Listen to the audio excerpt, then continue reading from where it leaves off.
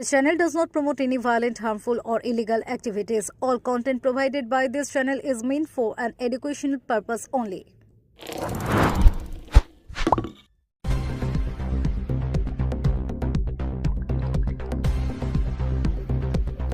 শ্রীরামপুর সংশোধনাগার থেকে নিখোঁজ বন্দী কারা কর্তৃপক্ষকে থানায় অভিযোগ করতে নির্দেশ প্রশাসনের। বন্দীর নাম রাজেশ হাটি। পক্সো মামলায় অভিযুক্ত হয়ে শ্রীরামপুর সংশোধনাগারে বন্দী ছিলেন গত বছর জুন মাস থেকে।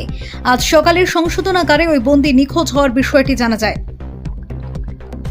শ্রীরামপুর মহকুমা শাসক শম্ভুদীপ সরকার জানান, বিষয়টি জানার পর শ্রীরামপুর সংশোধনাগার কর্তৃপক্ষকে থানায় এফআইআর করতে নির্দেশ দেওয়া হয়েছে।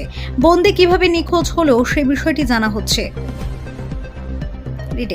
বন্দী কিভাবে নিখোঁজ হলো সে বিষয়টি দেখা হচ্ছে।